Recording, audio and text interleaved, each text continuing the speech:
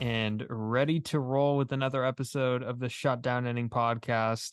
This could be episode 29. This may not be episode 29. It could be a different episode.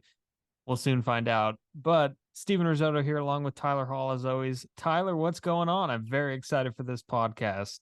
Hey, everybody. Yeah, dude, we've been kind of teasing it for a while, so glad we can finally, get it recorded. But yeah, I've been looking forward to it as well. So Yeah. let's get to it. Yeah, so for those that don't know, and I'm sure a lot of people that are very loyal listeners, all five of them know, are very loyal listeners, might have seen that we were recently at a Savannah Bananas game about a half a month ago in Sacramento, California. The Bananas, of course, are doing a world tour and they're all over the place. They're in Georgia. They're, of course, out of Savannah, Georgia, but they've recently been going kind of everywhere, and they had a week in California where they hit up Fresno, they hit up San Jose, and we were very, very lucky enough to hit up the Sacramento, the Sacramento game, and it was a blast. We kind of had it on our radar for a little bit. We do want to shout out a very special person, our friend from Twitter, Snot Rocket 40, Tyler. Yeah, absolutely. We'll just refer to him as Snot Rocket 40 or maybe the Rocket or something, but just to keep his identity, under wraps. But yeah, thank you very much for the invite. He reached out to us pretty much right when he got tickets and asked if we'd want to go. Said he thought it would make an interesting episode. We definitely agree. It was an awesome time. So thank you for the invite and for thinking of us to enjoy that show with, because they don't call it a ball game, they call it a show. Yeah, it is a show. It is a show. And by the way, Snot Rocket reached out to us the day we announced the podcast. So he had faith in us from the beginning. So that's pretty awesome to recall that we've been thinking about this for a while. Yeah, absolutely. Yeah, I mean, basically one of the first messages I got about the podcast when we announced it was him asking if we wanted to go to a Bananas game or Bananas show. But yeah, I mean, I think that's the first thing. First, of course, is thank you again to Mr. Snot Rocket for inviting us. And then, the first thing that I noticed was, when you're getting emails about, the bananas coming to town, it says the show starts at. It doesn't say first pitch or the game, and the show starts, I think it was an hour and a half before first pitch. So I mean, that kind of sets the tone right there that you're going to be seeing a show. But I guess kind of before the game, Stephen, like, what was your mindset? Where was your head at coming to this to see the Bananas? So I and like that we do have to shout out the Bananas for being a very good social media presence. They, that's kind of how it caught my eye, was seeing them on TikTok and seeing them on Instagram and Twitter. I had known a little bit about them before, but I've never seen a real game, a real full game of Banana Ball. And Mm-hmm. I kind of, before coming to the game with you, I kind of refreshed my memory on what the rules are, learned some of the rules. But from the second like I walked into the parking lot, I knew that it was going to be a different atmosphere than a regular baseball game, than a regular big league or minor league game. And I also realized that there's a lot more diehard Banana fans than we give credit to. Um, the amount of people that knew the players, that knew the acts, that had merch already, people that have been following Banana Ball in Northern California, have been watching the streams of them in Georgia, on the East Coast, in the middle part of the country. Like, there's a bunch of them. There's a bunch of them that have followed it from the beginning. So my expectation was that it was going to be a lot of fun. And I had kind of, I had expected baseball, right? Kind of along the lines of baseball, but I don't think I expected, and probably not a good idea. I probably should have expected the theatrics, but I didn't expect that many theatrics. So it was really cool. And I think that's a cool part of what they did, because right when we got in there, right when the gates opened, stuff was already happening. Yeah, I mean, even before the gates opened. But I do want to reiterate, we went out to lunch before, and I saw people, in down the ballpark in Sacramento is across the river in West Sac.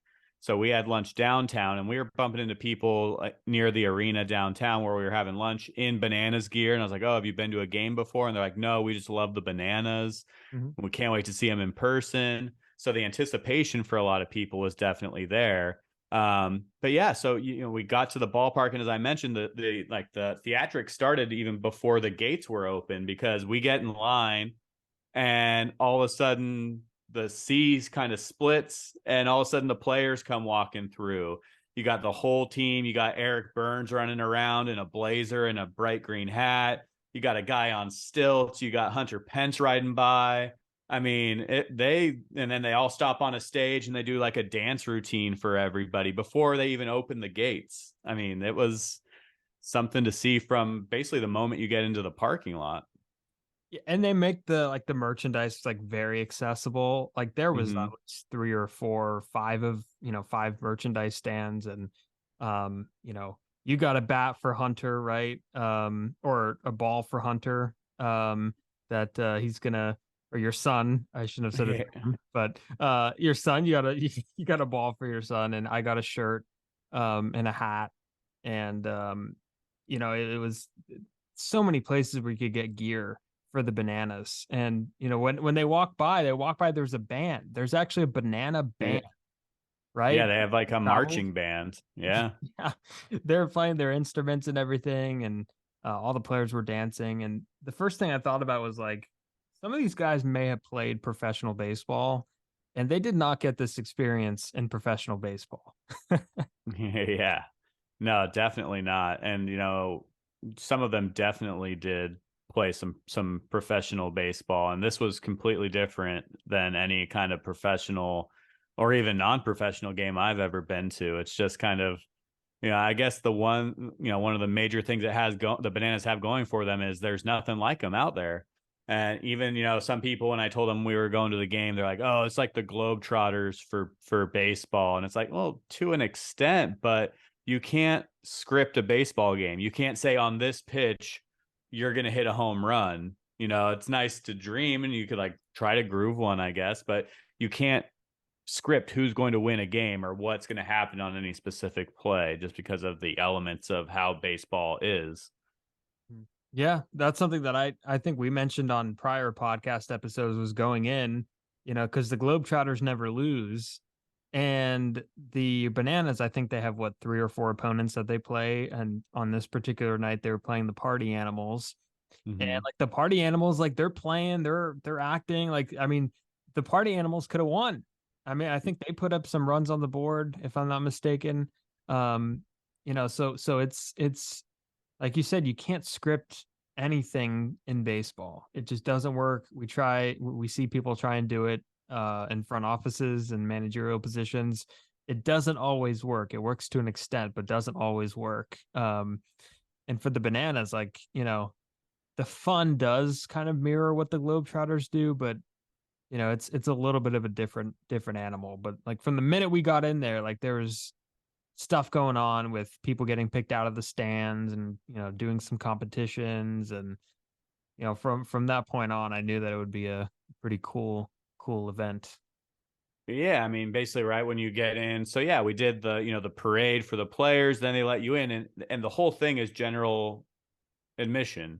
I think for the luxury suites or whatever, you had to buy those, but I think they said like 95% of the seats are general admission. Mhm. So, everyone's kind of in a scramble to find where they want to sit.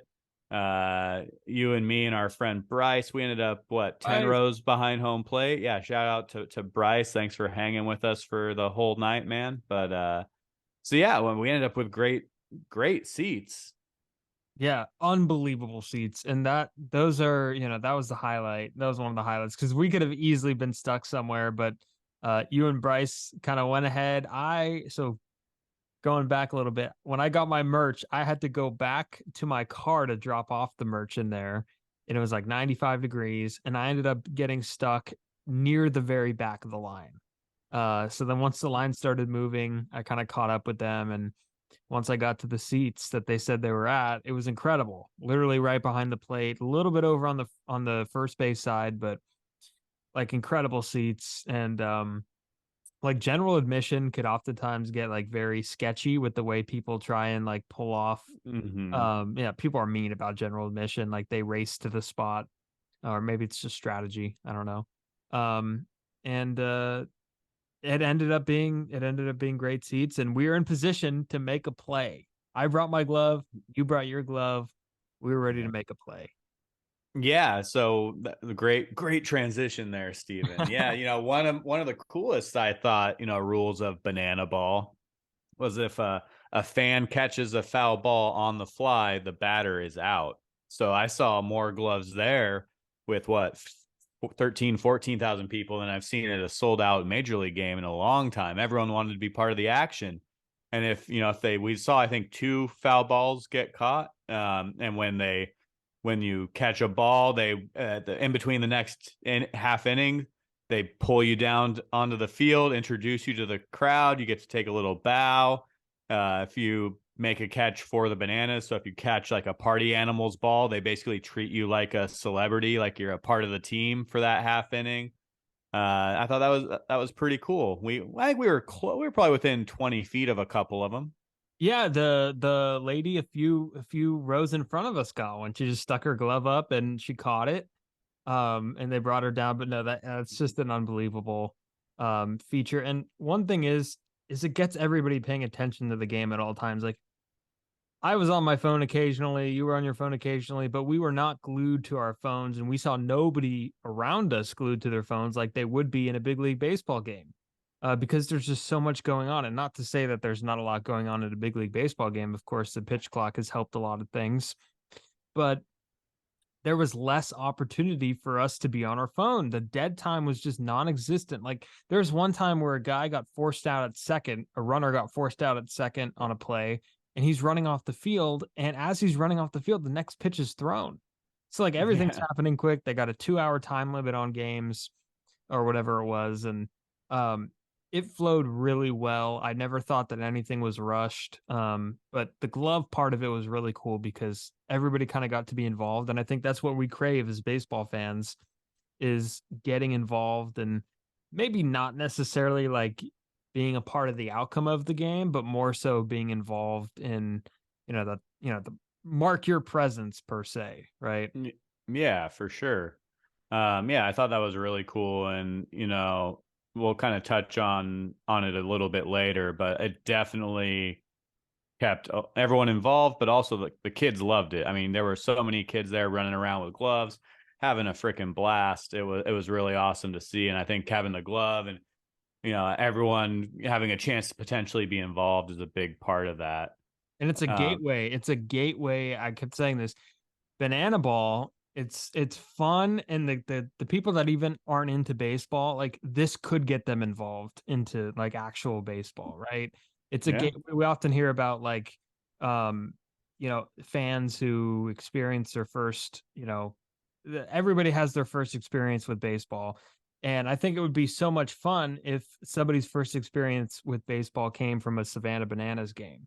And yeah. if they watch a Savannah Bananas game and they fall in love with the game and they see some of these former players that come back, I think it will highly intrigue them to want to play baseball and to want to watch baseball, right? Because the Bananas are just during the summer.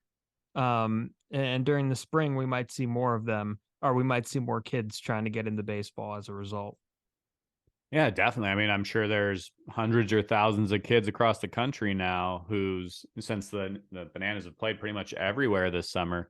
I'm sure there's dozens, hundreds, thousands of kids now whose first exposure to live baseball was a Savannah Bananas game, and I think that'd be really fun. In their mind right now, baseball is a lot of fun, and it is, even if for the regular baseball, but it just kind of starts off with a spark, I think. And another thing they are really good at, speaking of banana ball to Major League Baseball, is they bring back a lot of ex players. I mean, they have Eric Burns is a big part of the Bananas. He likes to get out there with them as much as he can, and they usually have a special guest or two. And we mentioned a little bit earlier, Hunter Pence was one of them for the Bananas in Sacramento. And also former Oakland A, Josh Reddick was also there. And at one point, the Bananas outfield was Burns, Reddick, and Pence. Yeah, and I do feel bad a little bit for Josh Reddick. He didn't really get the fanfare that Hunter Pence and Eric Burns got. But it was entertaining. It was and I don't know about you, but I love seeing this stuff with former players coming back. I love watching, and we have old timers game at Yankee Stadium coming up soon, I believe, and Jeter's playing. And I like watching retired Hideki Matsui hit a second deck home run at Yankee Stadium, right? And I think the Giants should do old timer stuff like that because I like seeing what retired players. I like watching Ryan Howard mash in the celebrity softball game during the All-Star game week. And people like to see guys like Pence who are highly energetic. And by the way, just side note, there's nobody better for the Savannah Bananas than Hunter Pence. Like Yeah. that was a match made in heaven. He is 110% a guy that made total sense to come in and play that game. And Reddick is too. High energy guys, both of them. And Burns is like high energy, probably is an understatement for him, and he's been a part of it last summer too. But just the way that it happened, like it was themed just for Pence. Like he came rolling in from the left field corner on a scooter, and we're like, there he is. There's Hunter Pence, and the bat boy flipped him his helmet, and what did he do? I think he grounded out in his first at bat. Yeah, first at bat he grounded out, but he actually ended up hitting the walk-off win in like the fourth inning. Another part of banana ball, there's like 9 or 10 rules where it's different than baseball. And we're just kind of hitting the ones that come to mind right now. But one of the rules in banana ball is every inning is basically worth a point. So if you have the most runs for that inning, you get a point. So even if you lose an inning 7-0, you're not down 7-0. You're down 1-0.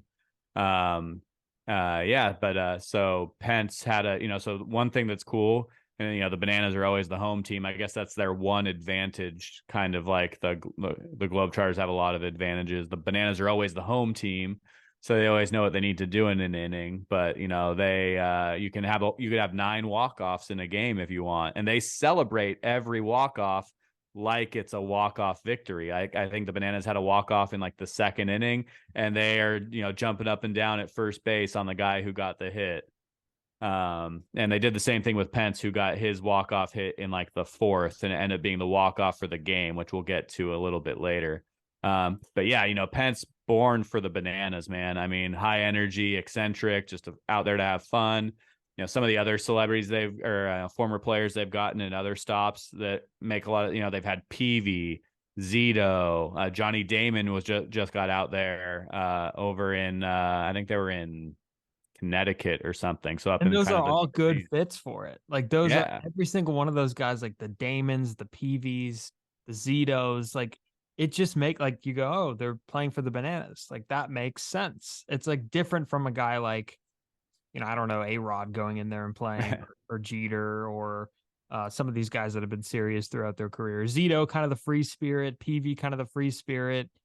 Damon, I kind of see him as a guy that was a competitor, but very fun. And they have fun with it. They have a lot of fun with it. And I think Reddick might have also been a suspect of a guy catching a ball, if I'm not mistaken, and getting him out in the stands. I remember him standing there with his hands on his hips. Yeah. Pence might have too. I think someone caught a Pence ball too, if I'm not mistaken.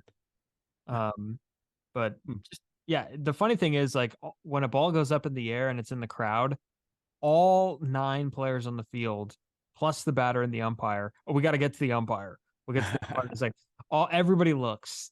Like, if it's a foul ball in a big league game, it's like, give me the new ball, let's go. Everybody's so attentive on these foul balls. And the umpire, Tyler, the umpire, that was great. Yeah, I mean, he's got to be ready to make a play or a call at any time. Like you said, even a foul ball. But I mean, he's out there. He's got dance routines in between innings. He's twerking on home plate.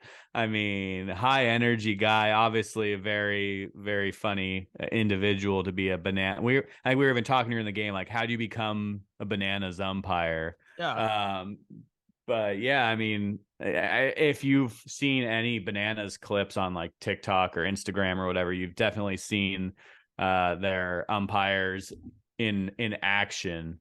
And this is a guy with thousands of followers too. Like he's got a social media presence.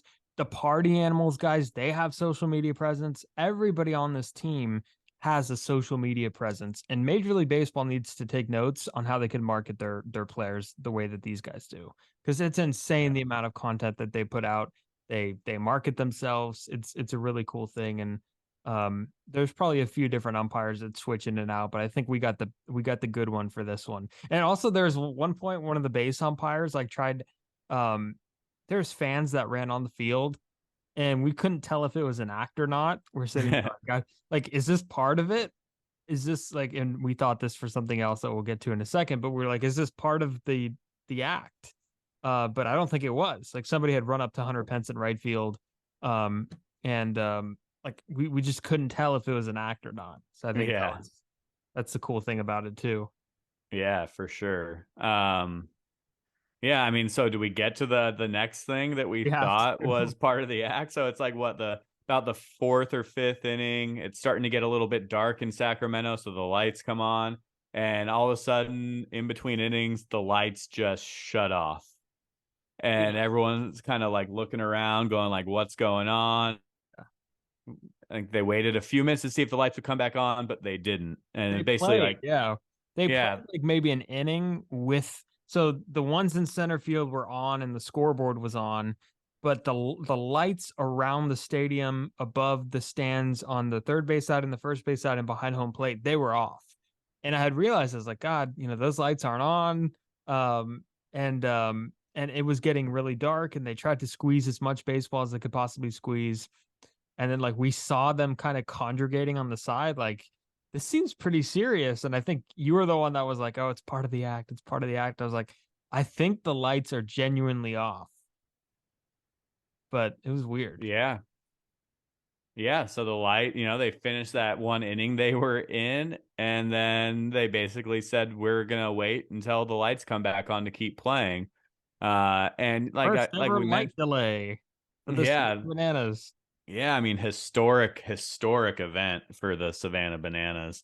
Um, and yeah, so we waited for, I want to say it was probably about a 35 or 40-minute delay. 100%. They Yeah. Everyone did a pretty good job on the field of trying to keep everyone entertained. I think some of the acts and dances and choreographed stuff they do, usually during play, they kind of brought out at one point. I think was it one of the Bananas was tap dancing at home plate. They had like a tap dance board they brought out for them.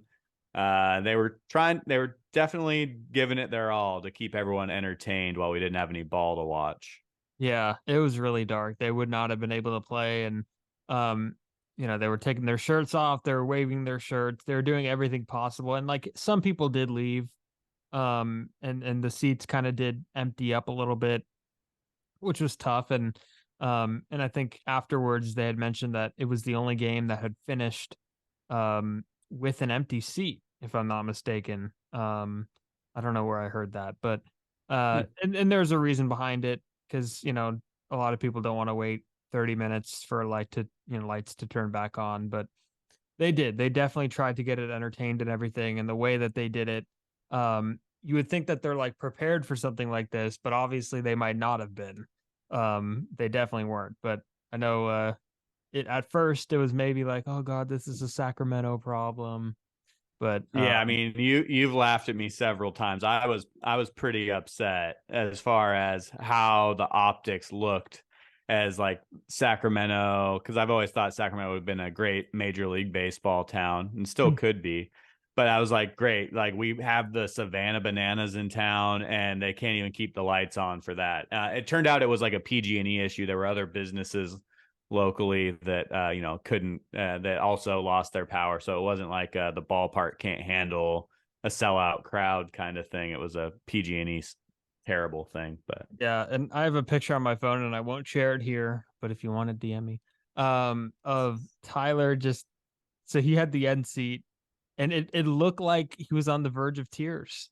oh, I was never on the verge of tears. He was looking straight forward, and he had his hand on his face, and he was like, "Can't Well, it's believe it." also because like we didn't know if there was going to be more baseball or if the Yep. lights were going to come back on. We weren't, I mean, they didn't know, so how are we going to know? And so yeah, it was just kind of like cool, let's see how long this goes kind of thing. And eventually the lights did come back on. Yep. There's a chance Which for me to get my glizzies too, you know. yeah, yeah, you made a glizzy run for sure and hailed those things.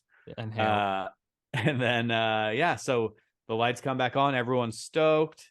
More banana. The clock starts again. They paused the clock because, like Steven mentioned, 2 hour games. So luckily the delay didn't eat into our banana ball. But what did eat into our banana ball was exact right when the first half inning back ended. So did the lights again.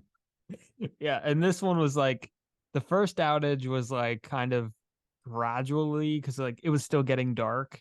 So a lot of people didn't notice it at first. This one, it was already dark. And when the lights go off and it's already dark, like everybody just kind of went, oh, and then that's when people got up and started heading for their seats. And like at that point, like the people that are in charge of this stuff, they understood what was going on and they said, hey, we're not going to come back from this one. Yeah, they Yeah. basically announced like, hey, we don't want to, but we're going to have to cancel the rest of the game. Obviously, they're not going to postpone it because they need to get on to their next stop. So they mentioned, thank you all for coming out. I guess they do this every game, I believe, but they announced they were going to do like basically a meet and greet on the concourse outside of the stadium. Mhm. And so everyone was kind of bummed. Everyone still just kind of hung out. Everyone that stayed had hung out kind of just like confused in their seats for a few minutes. And then everyone kind of started making their way out to where all the players were. Yeah. And that was cool because, that's something, again, that would never happen in baseball just because of the high profile, players that these guys are. Um, And yeah, I mean, just we walked out on the plaza, and there's a guy standing here. There's a guy in this corner. There's another guy in this corner. There's a party animal in this corner. There's a coach here, and Yeah, the marching band was back out there and they did like another dance routine on the lawn in front of the field. And that's right. The marching band was back. And I looked at you and I looked at Bryce and I said, "We got a podcast, the Shutdown Inning. We got to go out there and like market this thing." So we kind of started going around, and I think the first guy that we hit up, it was like, Steven, go get this guy, get him, talk to him. And like he was done talking to him.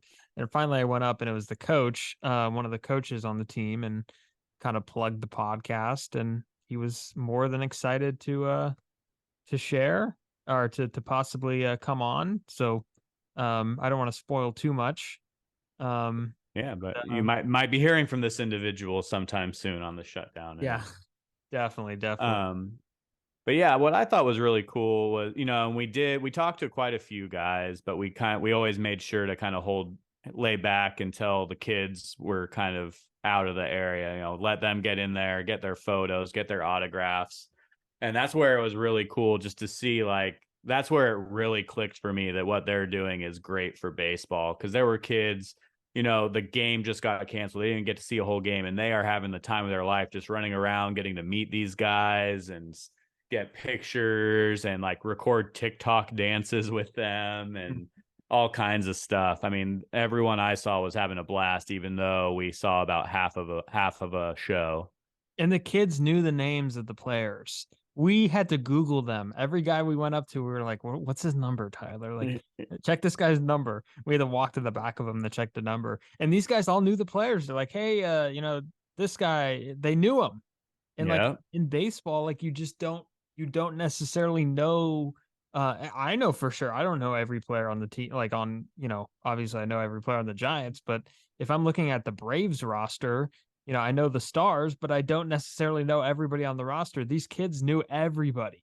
Um, Yeah. and that was like the most impressive thing to me when I was watching all of that unfold. Yeah, like you said, baseball could definitely take a page out of the Bananas book on how to, promote your players and make them popular amongst the fans. But yeah, I mean, all the guys we talked to were super nice too and chill, and we'd just be like, hey man, and all of them said they've never seen anything like the double power outage before. Obviously, as Steven said, it was the first light delay in Bananas history. They Talked mentioned to rainstorms, they mentioned yeah, storms, but they had never mentioned a light. Like, not that's never happened.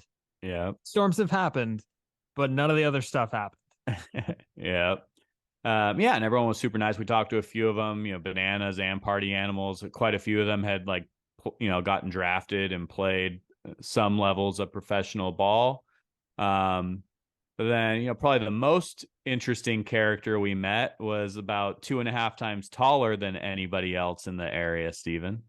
Yeah, so we like we kind of mentioned that we were going line to line, and each guy kind of had a group of people that was around them trying to wait for them. And the biggest line was that of and if you watch the Bananas on social media, you know about the guy on stilts. And he had the biggest line. I mean, it was filled, and we're like, okay, we're not even going to go over there. And we ended up talking to one of the team employees. Shout out to Renee, who gave us a lot of great information about what the Bananas do.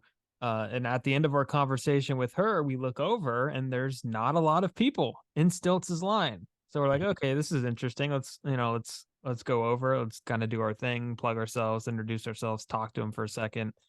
Um, we get over there, and he was very nice. Took a selfie with us. Took us. By the way, I don't think I told you this, but he took a selfie of himself on my phone too.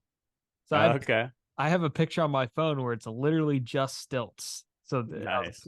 can we take a picture? And then he ended up taking a picture of um just himself. So I think that was pretty funny. There it is. Um, Nice. um, Well, yeah, and what's really cool about his selfies that he takes for the fans is, he's like 12 feet tall. And so he takes it, and you look like a little kid standing below him, no matter how tall you are. And just throw it out there, he goes by Stilts, but it's Dakota Albritton. Uh, and like Steven said, super friendly guy. He chatted with us, and I was wearing my catcher's mitt because we all were wearing our gloves.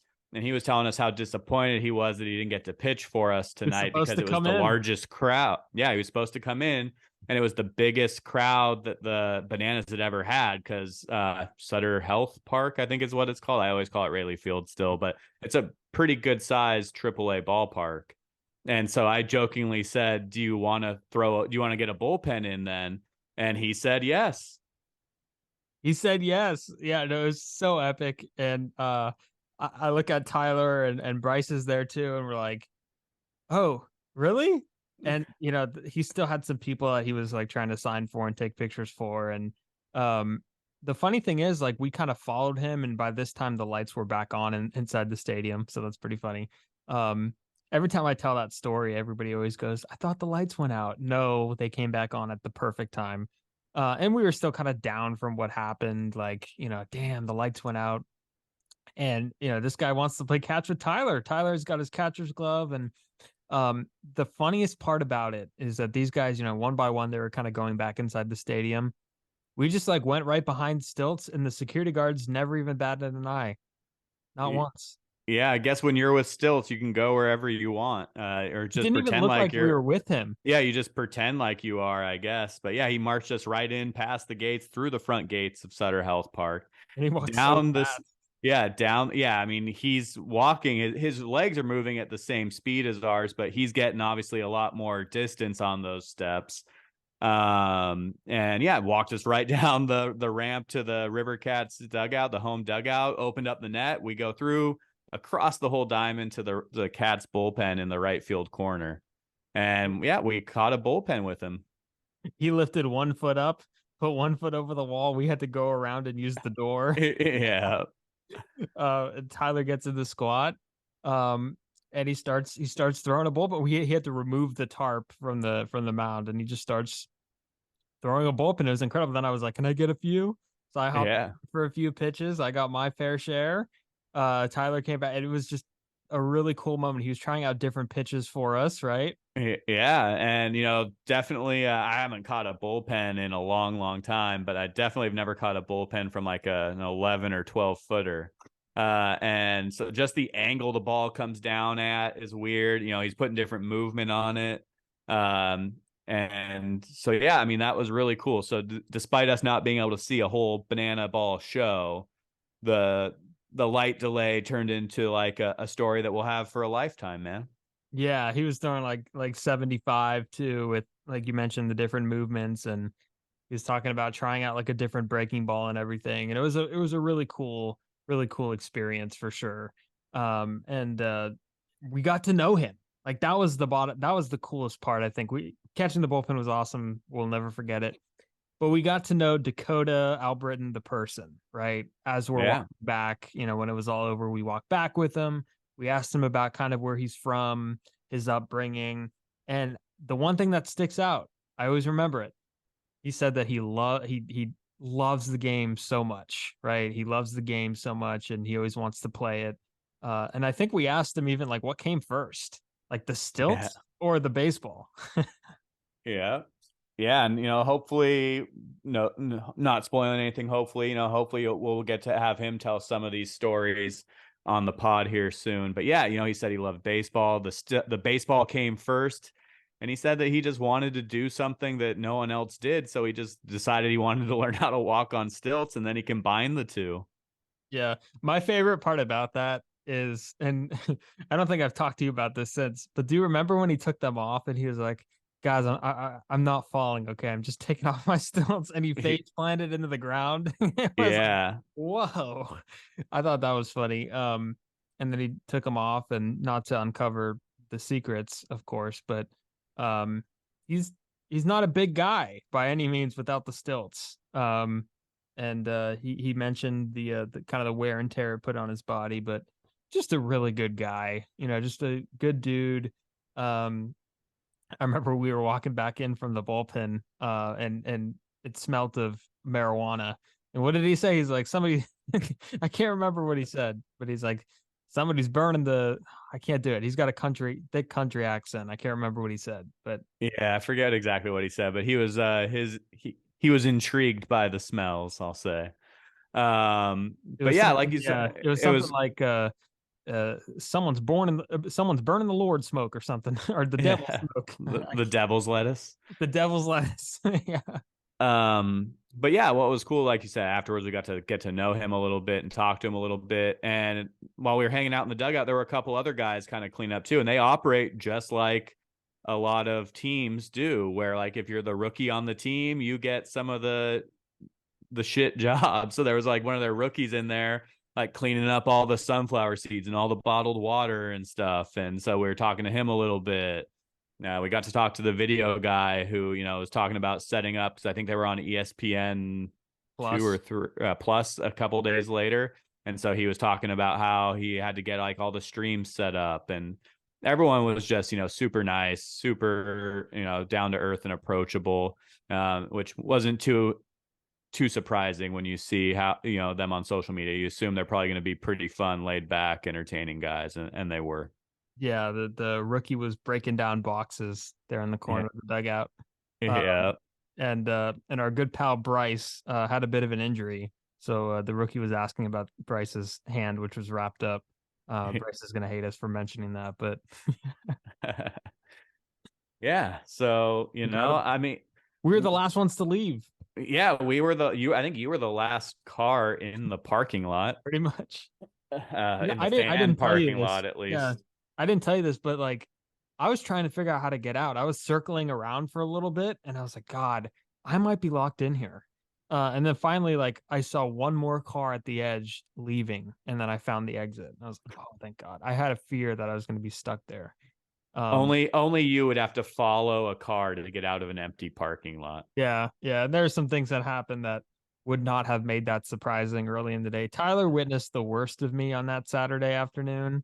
Uh, at one point, when I was checking into my hotel room, I came back to the car and I was like, God, I can't find my phone. It's not in the car.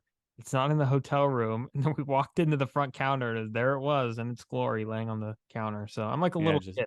So Tyler got to watch me for a little bit. yeah. I got to babysit Steven for a night, but no, it was really cool. I mean, if they came back, I would definitely want to go Me back. too. I think it'd be like a fun, once a year, every couple years, whenever they come through town. I'd be down to check them out, man.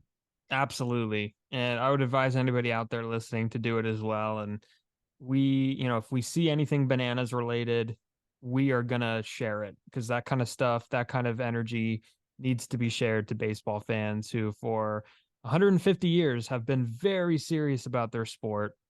And it's time to get a little bit of fun in baseball. And I think the bananas do a very great job of doing that. Yeah, and it's really affordable too. I mean, face value. I mean, they could probably charge a lot more than they do. I think face value is $25 on these tickets. So, even if you're kind of lukewarm on it or you're not sure, if you ever get the chance to check it out, I'd say check it out. Worst case, you'll have a 2 hour show to walk to sit through, and you'll probably be able to have a glizzy like Steven and a beer like me and Bryce and get through it and enjoy yourself. I had a beer too. A beer, yes. Good job. Yeah, took But a yeah, while. it's still you're at a ball game. There's baseball involved. So even if it's not your favorite brand of baseball, I think you'll enjoy it. It'll be fun. And, you can say you saw a banana ball. Yeah, without a doubt. And we had the idea of kind of doing like a series type thing on Banana Ball, and we wanted to start it off kind of with our story on how we experienced it and uncovered the layers. And our experience was different from a lot of people's experience. We had the power outage. We had playing catch with stilts. It was amazing. So, um, yeah, I mean, it was good. I like you said, I think it's definitely something to turn back to whenever they're here next. And the next day was funny. Turned on the Giants game. There they are, living it up in a suite at the Yeah. Giants game at Oracle Park. Yeah, Dakota had mentioned that they were gonna go down there. It sounded like they just had like tickets and they were just gonna go down and check out a Giants game. And yeah, I turned on the ball game as well. And who's partying in a suite besides, the bananas and the party animals. And so glad they got to get on there. And Kruk and Kai shouted them out on the broadcast as well and talked about all they're doing for baseball.